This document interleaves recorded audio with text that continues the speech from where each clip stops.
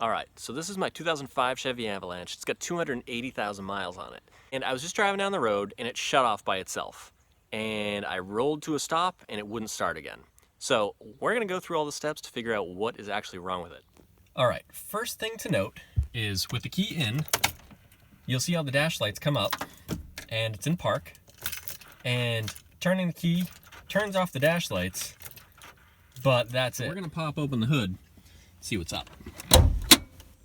Alright, under the hood, the battery has these types of side post connectors, which are my nemesis. Anytime I have a car with these things, they are always screwing me up in some way.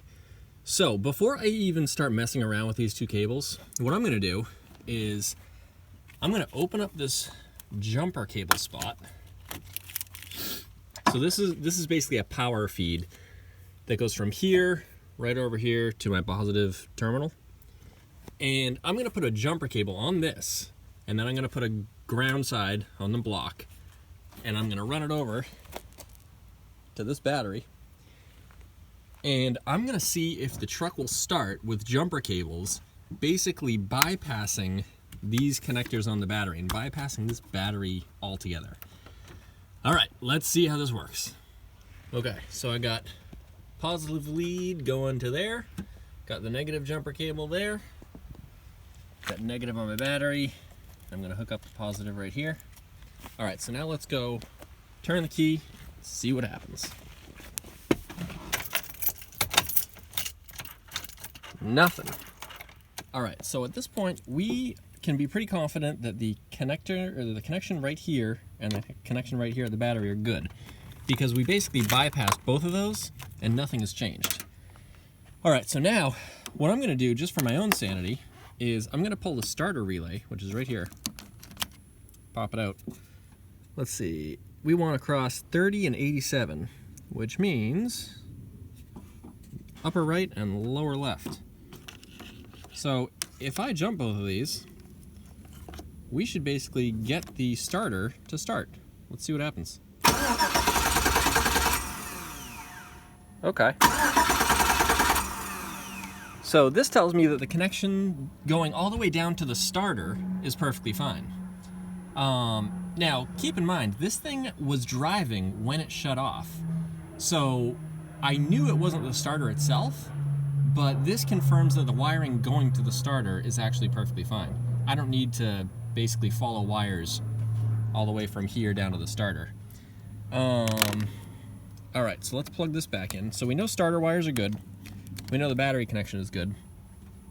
The fact that the starter turns over means the ground going to the block is good. So here's the next thing I'm gonna check. I'm gonna put my scan tool into the OBD2 connector. We're gonna see what happens with that. All right, so I've just plugged in my scan tool. We're gonna see if there's any codes in the computer. I got my key on. So here's what's strange. This thing is not connecting. Normally it connects pretty quickly, and it's not.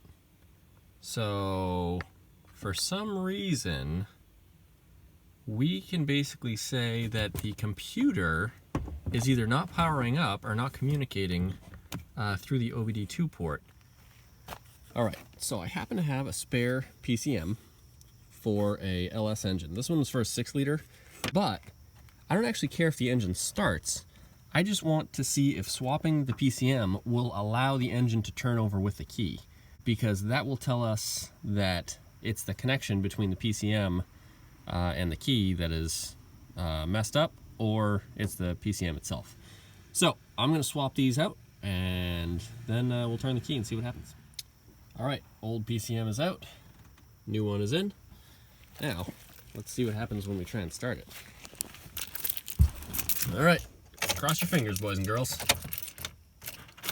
Nothing. Same exact symptom. All right, well that's good. At least we know it's not the PCM. So, now I'm thinking, I don't know what I'm thinking. Okay, so next on the list is to go through all the fuses, and I'm gonna set my meter to DC voltage.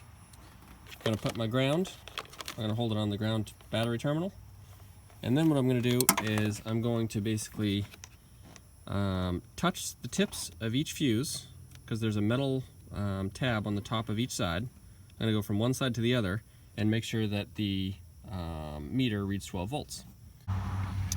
Alright, so I've clipped the ground onto my ground of the battery, and you can see I have 0 volts because my positive lead is not touching anything. If I touch my positive lead on my battery, right here, you can see my meter reads, well, probably almost 12 volts. Let me wiggle these wires a little bit, it's probably a bad connection. 11.87, alright, so that's semi-normal. Okay, so now what I do is I come over here, and let's start with this 30 amp. Okay, so I touch it on this side, and then I touch it on this side. And if I touch it on both sides, and it shows 12 volts on each side, then I know that the fuse is good. If it shows 12 volts on one side, and no volts on the other, then I know the fuse is bad. Alright, so let's hold it on this side. 11.86. Now I'm going to bounce it to the other side. 11.86. So now I'm just going to go through all of these fuses, and I'm going to see which one is blown, if any. And hopefully I find a blown fuse here. Alright, guess what? Check this out. This is yellow 20 amp. If I hold this here, you can see 11.85 volts. Now I'm going to bounce to the other side. No volts. So now, let's compare to this. Guess what it is? PCM. So for some reason, my PCM blew a fuse. So what I'm going to do is I'm going to throw a new fuse in it and see if we can pop it again. All right? All right, let's pull this sucker out. Now, I don't know if you can see this or not, but it is in fact blown. So, what we're going to do, go to my trusty old fuse box here.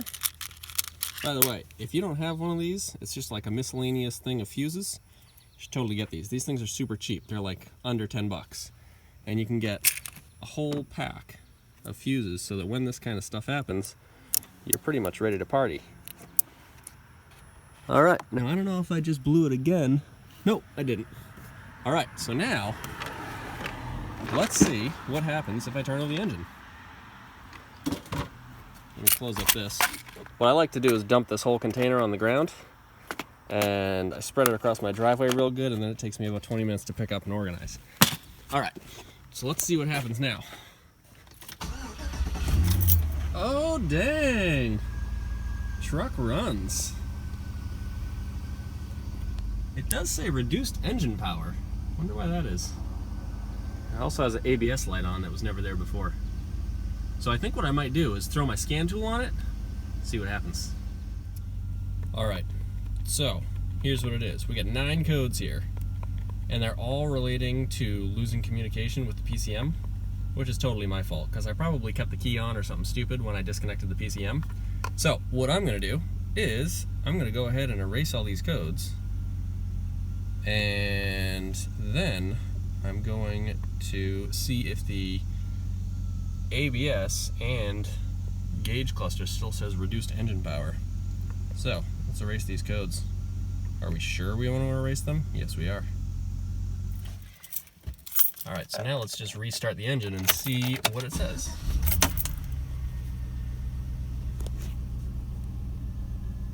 Alright, no ABS light.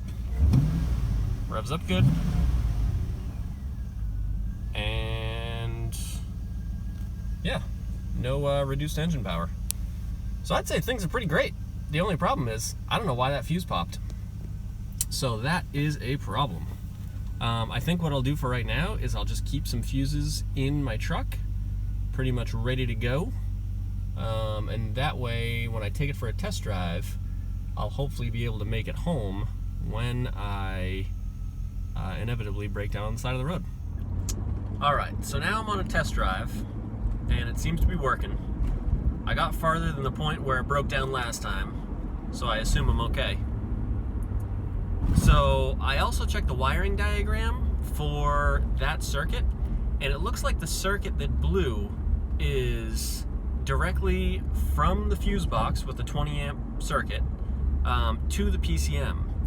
So that tells me that the wire that's going to the PCM is either damaged and being grounded somewhere, or the PCM itself is probably in the beginnings of its first stages of death. So if that's the case, I'm going to need to replace the PCM, which I don't really want to do because they tend to be expensive, and I need to have it reprogrammed to match my VIN number and everything. So hopefully everything goes well, I don't blow this fuse again, and I can just move on in life. We'll see. So looking back, I definitely should have checked the fuses first, because that's obviously where my problem was. But you know, if it was my PCM that was the problem, or if it was my battery cables that was the problem, the fuses wouldn't have got me anywhere. So I guess what I'm saying is, when you're diagnosing a car, there's a lot of different directions you can go to figure out what the problem is, and some are going to lead you in the right direction, sometimes they're not. In the end, hopefully you learned something. I know I did, and yeah, hopefully this video helps you out for next time. All right, we'll see you next time.